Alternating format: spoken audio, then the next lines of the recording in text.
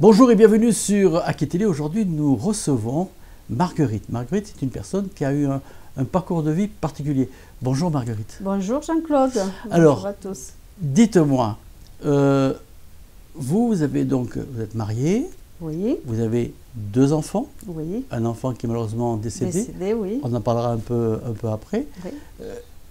Comment a été votre enfance? Mon enfance était dans une famille assez pauvre. Nous avons été séparés.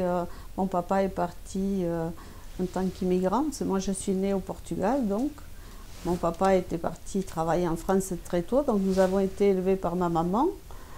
Et nous sommes venus en France en 1974. Voilà, donc depuis 1974, nous sommes en France. Voilà. Alors, vous avez fait quoi? C'était une enfance pas très riche, mais heureuse. Heureuse. Vous avez fait quoi comme études? Alors moi, j'ai des études administratives et commerciales et en agroalimentaire. Voilà, je suis de formation commerciale. On est là aujourd'hui parce que vous faites c'est de l'astrologie, c'est pas l'astrologie, comment on peut expliquer un peu ce que vous faites? C'est de l'astrologie, c'est de la pure astrologie, oui, j'en suis venue aujourd'hui, c'est vraiment de l'astrologie traditionnelle, c'est-à-dire qu'elle s'appuie sur le thème natal des personnes et à travers le thème natal, on peut décrire la destinée, les potentiels des personnes, les événements qui vont survenir au cours de la vie. Donc c'est une astrologie traditionnelle, plus quand même basée sur les événements concrets du quotidien, mais on peut aussi voir les potentiels, la psychologie des gens, ce pourquoi ils ont des capacités, ce qu'ils peuvent développer. On peut tout voir dans cette astrologie-là, qui est un peu différente de l'astrologie dite moderne, qui se pratique davantage aujourd'hui, moderne ou humaniste, et qui est un peu plus basée sur les potentiels. Moi, je travaille une astrologie qui est beaucoup axée sur les événements concrets.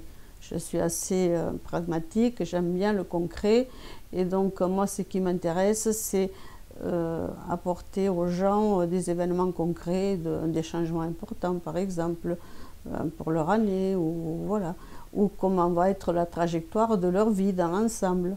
Et après, on affine tous les ans avec ce qu'on appelle des techniques de révolution solaire, où là, on peut voir les événements essentiels de l'année. Alors, vous disiez tout à l'heure qu'il y a plusieurs astrologies. Oui. Pour schématiser, il y a l'astrologie, par exemple, pour la santé, pour le travail. Voilà, il y a différentes sortes d'astrologie. On peut faire de l'astrologie pour tout. On peut faire de l'astrologie médicale, donc qu'on appelle, qui est basée bien sûr sur les forces et faiblesses de la constitution du corps à l'origine. Il y a l'astrologie d'entreprise, hein, tout simplement, où on apprend les forces de l'entreprise, les axes de communication, de développement, voilà. Il y a de l'astrologie boursière, où on se sert beaucoup des traders, hein, beaucoup de spécialistes. On peut tout faire en astrologie, en fait, hein. On peut tout faire. Alors, astrologie, voyance, c'est différent ou Alors, ce n'est pas les mêmes techniques. On va dire qu'on peut faire de la voyance à travers de l'astrologie. Mais l'astrologie ne permet pas d'être un voyant pur. Un voyant pur qui a des flashs, qui a des choses comme ça. On peut faire de la voyance à travers l'astrologie parce qu'on va faire de la prévision. C'est-à-dire qu'on va trouver un événement, voilà, ça va être de la voyance, mais ce n'est pas de la voyance pure. Il est évident qu'à travers l'astrologie, il y a quand même l'intuition de l'astrologue. L'astrologie, c'est 50% de technique et puis c'est 50% de ressenti et de l'intuition de l'astrologue. Alors, on va revenir à tout ça tout à l'heure. On va dire un peu à votre portrait. Vous avez été commercial? Oui, moi j'ai une carrière de commercial. Pratiquement ma carrière complète s'est faite dans le commercial. Voilà. Et donc, certaines de ces techniques m'ont bien aidé dans mon travail d'ailleurs. Parce que moi j'ai commencé par pratiquer donc le pendule, la tarologie, Je m'en servais beaucoup pour trouver mes clients. Je pense que ça va peut-être faire sourire quelques personnes, mais c'est un fait. C'est un fait. Donc moi, j'ai travaillé longtemps avec ces outils-là. Et voilà, au fil de mes rencontres, j'en suis venue à l'astrologie. Parce que l'astrologie, enfin, bon, vous faites le pendule pour trouver un client, mais en fin de compte, peut-être c'est parce que vous êtes une bonne commerciale que vous avez pu avoir ces clients. Évidemment. Ça n'empêche pas d'avoir le bagage commercial. Avant tout, c'est la qualité du commercial. Attention, le pendule ou d'autres techniques, ce n'est qu'un petit plus. Mais à la base, c'est d'abord la qualité et les compétences du commercial qui sont importantes, évidemment. Alors, on va parler plus à fond de pourquoi vous êtes parti sur l'astrologie. Donc vous êtes marié, oui. Vous avez eu 2 enfants. 2 enfants. Et vous avez eu malheureusement un enfant qui est décédé accident de voiture. Voilà. Enfin, c'est un piéton qui a été fauché quelque part. Et donc votre fils, Rémi, est donc décédé. Oui. Et c'est grâce à lui ou à cause de lui que vous êtes parti dans l'astrologie? C'est en partie suite à cet événement dramatique que j'ai ressenti le besoin d'aller chercher des réponses à travers beaucoup de techniques. Et de technique en technique, je suis arrivée à consulter donc une astrologue qui m'a donné envie de vraiment étudier l'astrologie, on va dire. Et il se trouve que quand j'ai fini ma carrière commerciale, c'était un projet que j'avais dans ma tête après ma carrière commerciale, parce qu'il faut savoir que les études d'astrologie sont très complexes, c'est très compliqué. Donc on ne peut pas, soit on les fait à fond, soit on ne les fait pas, et ça nécessite du temps, ça nécessite de la pratique. Donc ça fait maintenant, depuis 2020, que je l'étudie et que je n'ai pas fini d'étudier. Et donc, pourquoi l'astrologie? On étudie jusqu'au dernier jour, quasiment. Voilà, tout à fait. Alors, les vrais bons astrologues, ils font ça depuis 40 ans, ils étudient encore. On n'en a jamais fini, tellement c'est vaste. Voilà, alors... pourquoi l'astrologie? Parce que, en fait, il se trouve que quand j'ai commencé à comprendre que j'avais suffisamment de connaissances pour savoir analyser un thème, ben, j'ai commencé d'abord à travailler sur moi et je me suis rendu compte que tous les événements majeurs étaient inscrits dans le thème natal. Et ça a été pour moi une vraie révélation, parce que là, je me suis dit, en fait, voilà, il y a une destinée. Les événements ne nous arrivent pas comme ça au hasard, et donc ça m'a vraiment donné envie d'approfondir.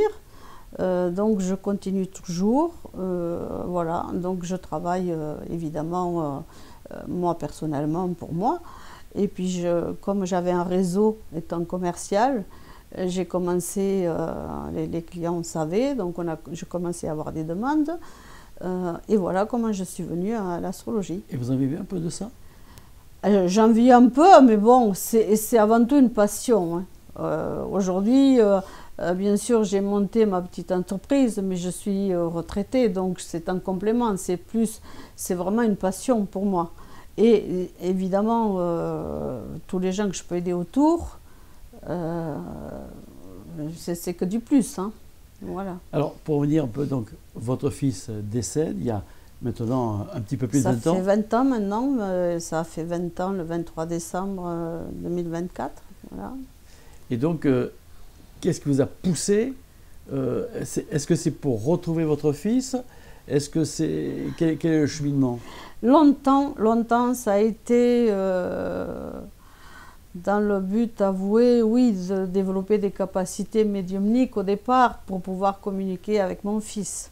Donc la recherche, elle a avant tout commencé par là. Donc je me suis intéressée à tout un tas de techniques pour affiner mon intuition, pour étudier tout ce qu'il y a autour de la mort. Voilà. Et ma recherche vraiment profonde, elle a été là d'abord. Et ça vous sert? Évidemment, c'est vraiment ce qui m'a aidé à, on va dire, supporter, parce que on ne fait jamais le deuil d'un enfant, on va dire qu'on apprend à vivre avec.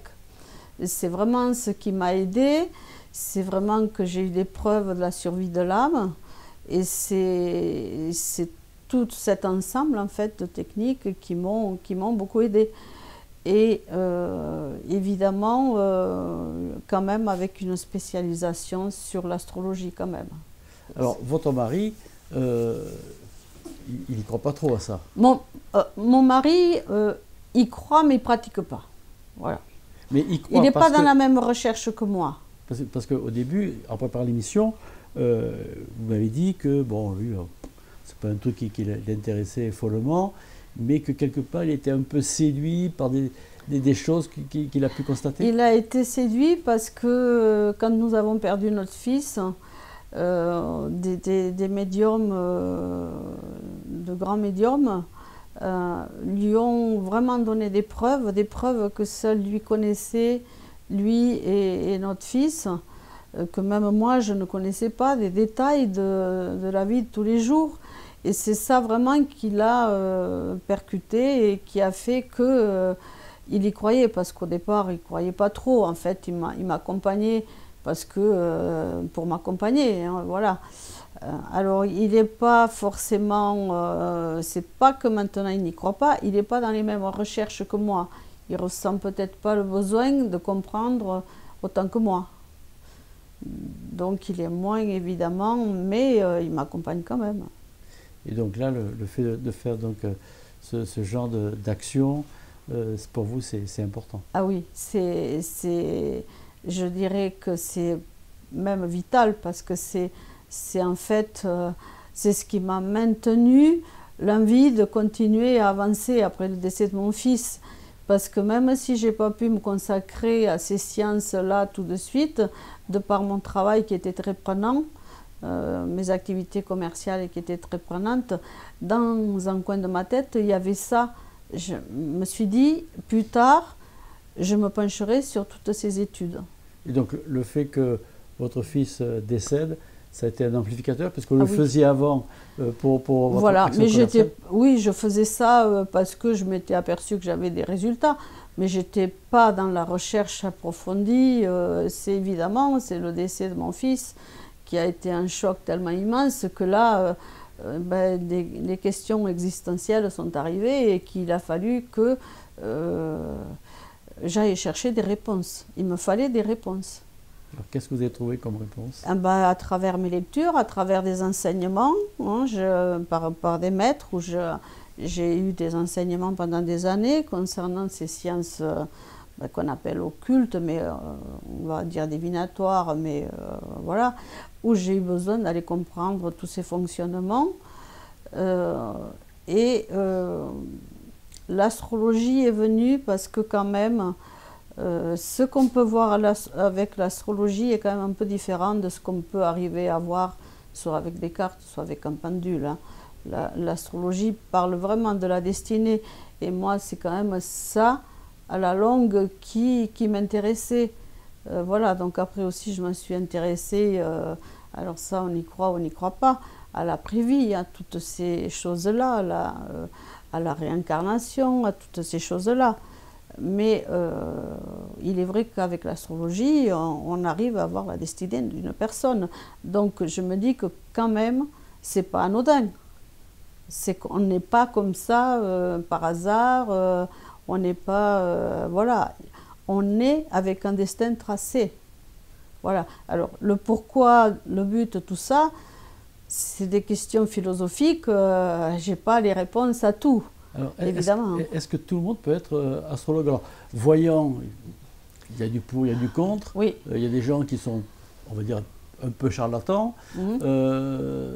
Et en revanche, l'astrologie, c'est quelque chose de mathématique, on va dire? L'astrologie, oui, c'est très concret, c'est un peu plus mathématique. L'astrologie est très complexe, donc il faut vraiment... que ça soit une passion pour ne pas abandonner, parce que beaucoup de gens se lancent là-dedans, mais sont vite perdus au bout d'un moment, parce que c'est très confus, il faut une rigueur, il y a des règles. Et chaque astrologie a ses règles, c'est encore très différent. Donc, si vous... D'abord, il faut connaître donc, les règles, puisque c'est très technique. Et ensuite, il faut arriver à avoir une gymnastique d'esprit qui fait que vous analysez tout. C'est un global après. Et ça, c'est aussi une finesse, ça tient aussi à la personne qui est l'astrologue. Voilà, donc effectivement, tout le monde peut apprendre l'astrologie, ça c'est vrai. Mais tout le monde ne devient pas un bon astrologue. Et je n'en prétends pas en être... voilà, parce que pour être un vrai bon astrologue, il faut des années, des années, des années. Et moi, je suis, à mon humble niveau, je suis une étudiante assidue, mais je suis une étudiante. Donc j'avance au fur et à mesure, je fais mes recherches au fur et à mesure. En fait, c'est devenu vraiment une passion. Et je pense que, voilà, effectivement, donc tout le monde ne peut pas devenir astrologue, sauf s'ils ont vraiment quelque chose d'ancré. Et je suis convaincue que quand vous avez eu des drames dans votre vie, souvent c'est ces gens-là qui ont tellement besoin de réponses, tellement besoin de comprendre, que je pense qu'ils ont peut-être un petit peu plus de chance que d'autres de réussir à maîtriser. Pour votre cas, l'astrologie, ça diminue un peu votre peine? Ça diminue pas la peine, ça permet de comprendre. Voilà. Ça adoucit, toutes ces techniques-là m'ont permis d'adoucir.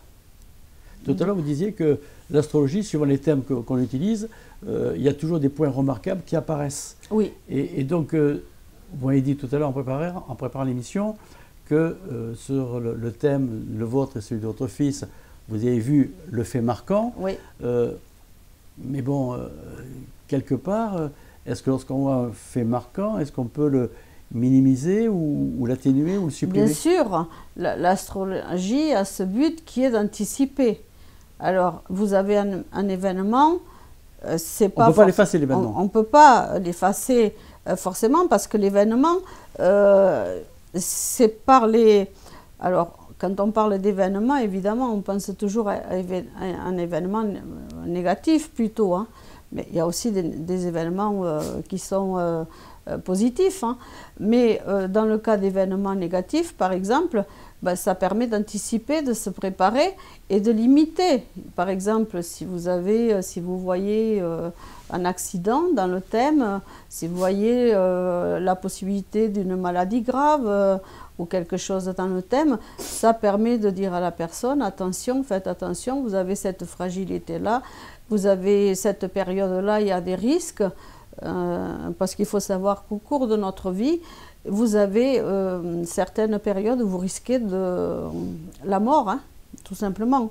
Il y a des périodes qui sont à risque, mais on traverse plusieurs phases dans notre vie où vous pouvez être victime d'un décès, hein, on va dire.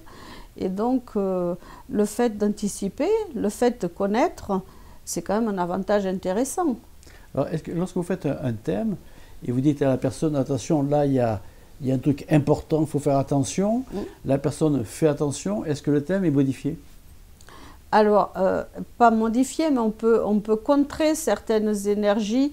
Alors, on ne peut pas forcément modifier, mais la personne, par le comportement individuel qu'elle va avoir, par la façon dont elle va recevoir ces informations, les intégrer et changer son comportement, il peut fortement les atténuer, évidemment. Évidemment.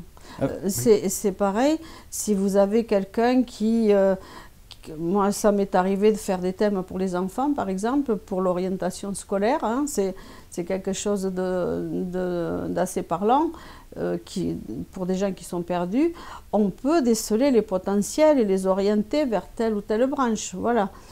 Et donc ça, quand on en a connaissance, c'est la prise de conscience qui est importante. Et on peut modifier, bien sûr, avec du travail, toujours.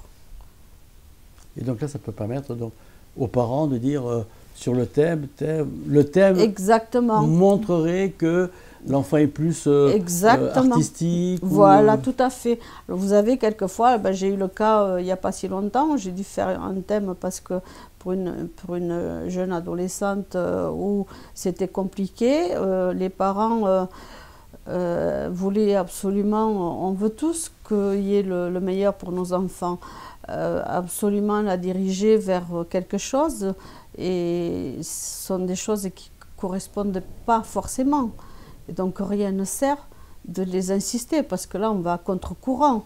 Elle pourra y aller, mais elle n'obtiendra pas le succès que si elle va dans quelque chose qui lui correspond davantage. Donc évidemment qu'on peut voir tout ça dans le thème natal. En faisant une étude de thème, on peut voir ça. Parce que vous avez des gens, par exemple, qui ne sont pas faits pour être à leur compte, qui ne sont pas faits pour être indépendants, et s'ils peuvent se tromper, s'ils prennent des orientations comme ça. Voilà, donc oui, c'est tout à fait efficace dans ce cas-là. Alors, est-ce que vous travaillez toute seule ou vous travaillez en réseau avec d'autres astrologues? Alors, moi, je travaille toute seule, mais je travaille avec des groupes d'astrologues. On forme des groupes et on s'aide les uns aux autres. Ce sont des échanges intéressantes parce que certains ont des techniques, d'autres dans les configurations. Vous échangez des techniques Oui, d'astrologie? bien sûr.